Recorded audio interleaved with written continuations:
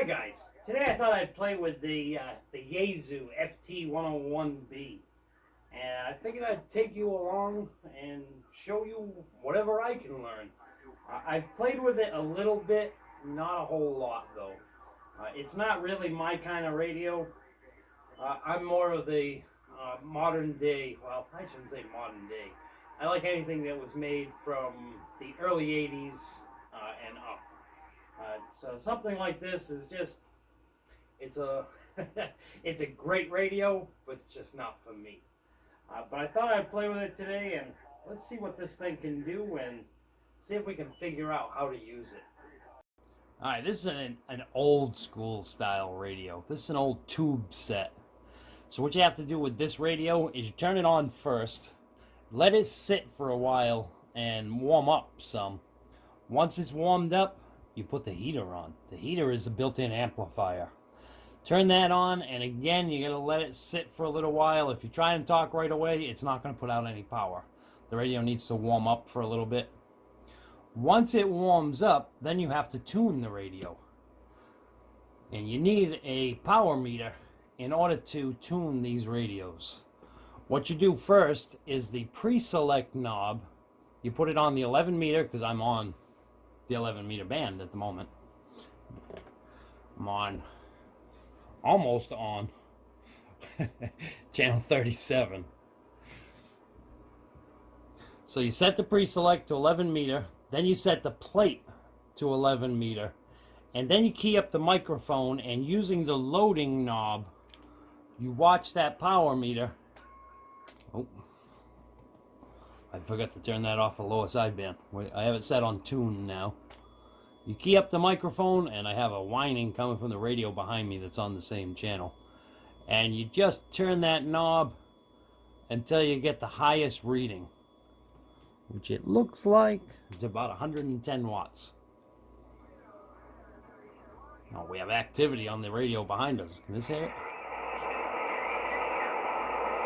I have this currently connected to a dipole antenna in my attic, so it's not going to receive as good as the radio that's set up behind me, but I was just hearing that guy a little bit.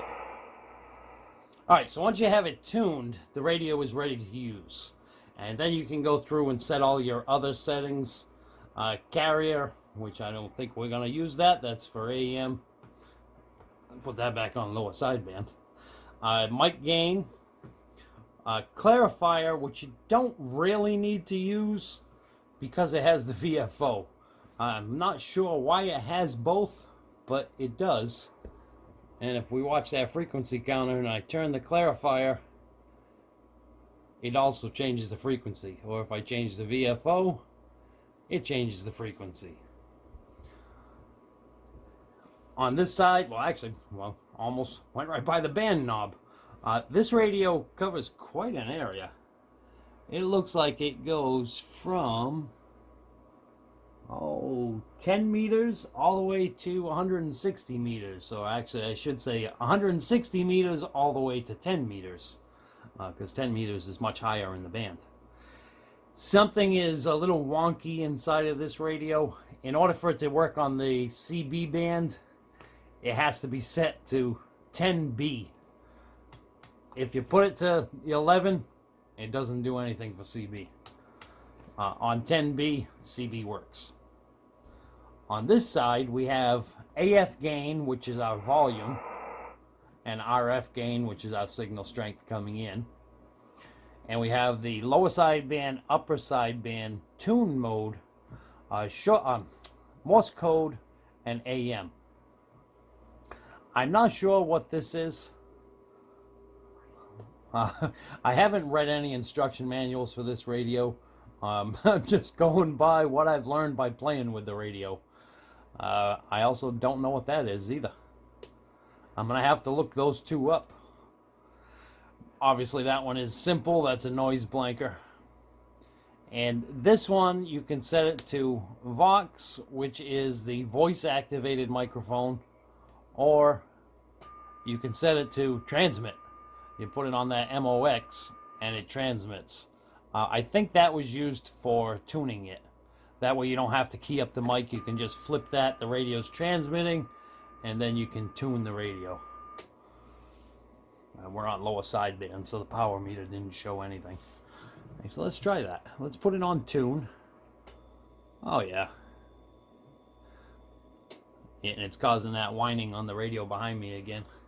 We're overdriving the poor receive and that any tone behind me. So with this radio, I have, as I just showed you, the external frequency counter, which the frequency counter is kind of cool too. The frequency counter has to be calibrated. It's not the typical counter that goes right on to the frequency you're on when you hook it up. This one, you got to get the radio tuned first to somebody that you know is on frequency, and then you can calibrate what this says, because as you see, it's changing what's on the display. It is not changing the frequency that the radio is on, though. It only changes what you see here on the screen. The VFO and the clarifier will change the frequency. This just calibrates the display. It has all the bands that the radio has, all the same bands that are over here are also on here, so that when you switch a band, we'll go to, let's go to 160.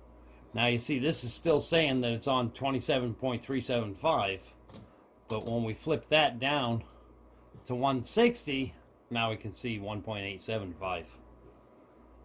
So this has to be set the same as the band selector on the radio. Except for that one.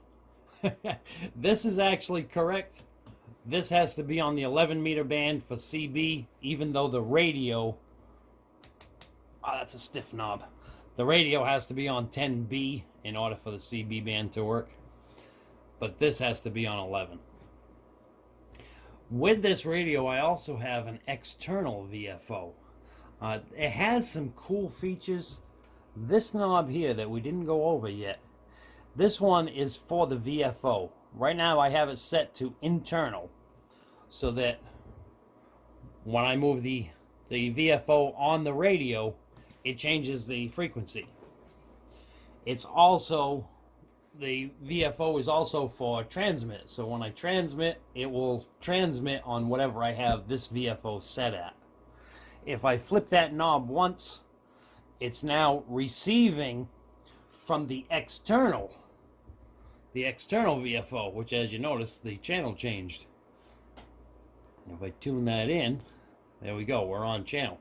But now, watch when I key the microphone, watch the frequency counter.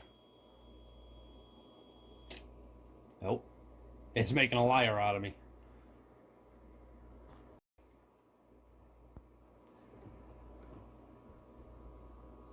Well, that's why it was still showing the exact same thing, because we're still set on tune.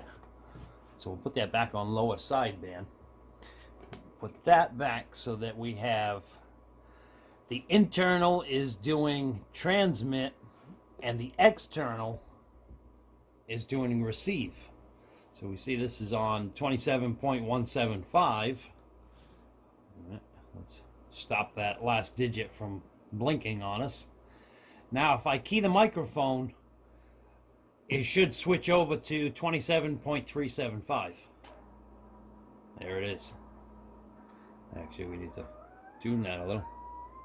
Yeah, it's still making noise. I still haven't shut off that other radio behind me yet. So right now, I have it so that I'm receiving with whatever I have this VFO set at, and I'm transmitting where I have the internal VFO set. I can switch that and make it so that now this one is doing receive and this one's doing transmit, which now if I key the microphone again, we're going to see that that's going to go to 175? Yep, it's now transmitting on 27.175 and receiving on 375. So if you have somebody else that has a radio like this, you can split the frequencies and mess with other people that are trying to listen in. It's not something I would ever do, but it is a cool feature. It has other settings on here too, where you can set it so that just the external is the VFO, So now it'll stay 175 on receive and transmit because I have it set on the external. These are add-ins that nobody ever added anything into this radio. So when we turn it to those, you see the display just goes to 27.0. And we're going to put the selector back on external, and I'll show you that this one is the same way. It has add-ons. I believe there's slots for crystals in it, but it's the same thing. There's nothing added into it, so the display goes to 27.0. So they have even more potential than what you already see here. Okay, over here, I have a phone patch. Now, I don't have a landline here, so I have no phone line to plug that into, but it does work as an external speaker. I have the speaker part of it hooked up. Unfortunately, I doubt anybody would ever use it as a phone patch anymore. I mean, there's no need. So there it is, the FT-101b. Now, I made a couple of contacts with this thing, and I talked with one of my locals, and I'll throw that in there now. And I'm going to say 73s to all of you guys. Thank you for watching, and I'll catch you next time. All right, let me get to those clips for you. Before we get to those clips, I thought I would just show you this. I'm not sure why they make it like this, but it has just two screws that a quarter turn releases them. And then that lifts right up. And you can access the insides. Isn't there an awful lot going on inside of that thing? Let's see if I can get you in closer. Look at that thing. And there's still more on the underside. There's a screw-on cover on the bottom that comes off to access the rest of the components for the inside of this radio. Alright, now let's get to those clips. And I'll show you how well this thing works on the air. By the north shore of Lake Erie, Ontario, Canada. CQ 151, South Carolina, standing by. 427, I heard you loud and clear. 151, South Carolina, we're sending a wave.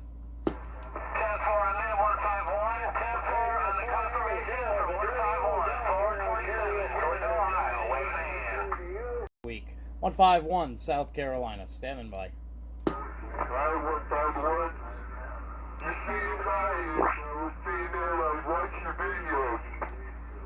Copy that. I appreciate that very much. I really appreciate all the channel support that all you guys give me. That's fantastic. Thank you. 120 Michigan, standing by. Dirty old dog waiting with a pod wagging a tail. Say bye-bye for now. 313 Michigan, we'll be standing by. Copy that, 313. Thanks for the cue, so hey, have yourself a safe and happy day. And 2020 Michigan, standing by. how about that 2020 Michigan, 151, South Carolina calling. 151, good afternoon, 2020 Michigan, here in Battle Creek. You got Tom up there, tell you what's to make. Any other stations in here before I get out of here? Yeah, how about this station? You got a copy on this old boat anchor? I'm on the old YAESU. I'm on your radio, John. You got my radio? Yes, sir. That's what I'm talking to you on now, and I'm even talking to you from the back side of the beam.